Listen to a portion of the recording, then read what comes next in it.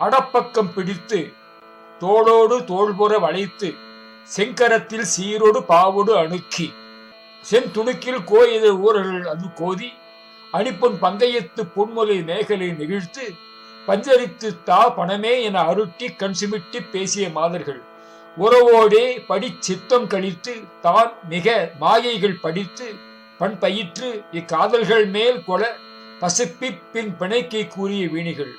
அவ மாய பரத்தை கொண்டு உணர்த்து தோதக வேதைகள் பழிக்குள் சஞ்சரித்து போடியிடும் மூடனே. கேடுதரும் மாயம் நிறைந்த வெளிமாதர்கள்,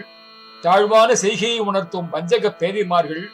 இத்தகையோரின் பழிக்கிடமான செயல்களிலே சுழன்று திரிவதற்கே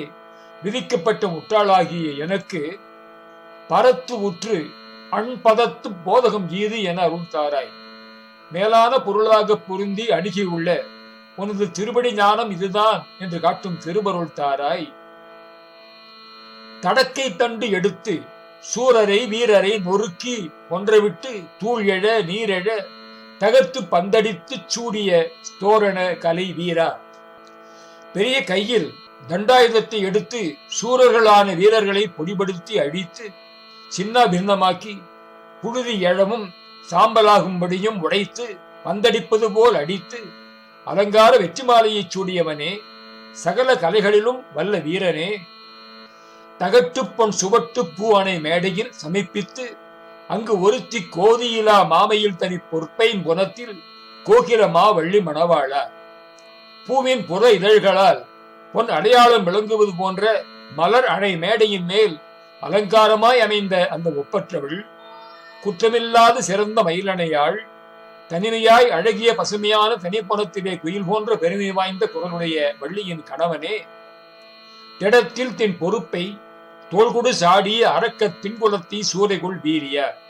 பலத்துடன் வலிமையான மலைகளை கைகளால் வீசி எறிந்த அரக்கர்களின் திண்ணிய கூட்டத்தை சுழற்காற்று வீசுவது போல வீசி அழித்த வீரம் வாய்ந்தவனே,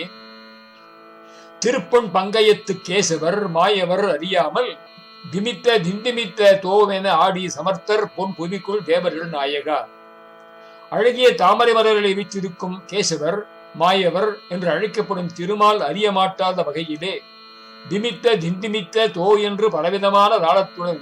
சாமர்த்தியமாக சிவபெருமான் நடனம் செய்த பொன்னம்பலத்திலே வந்து குழுமிய தேவர்களின் நாயகனாக திருச்சிற்றம்பலத்துள் கோபுரம் மேவிய பெருமாளே, சிதம்பரத்தின் கோபுரத்திலே வீற்றிருக்கும் பெருமாளே, மேலான பொருளாக பொருந்தி அணுகியுள்ள உனது திருப்படி ஞானம் இதுதான் என்று காட்டும் திருவருளை முட்டாளாகிய எனக்கு தாராய்.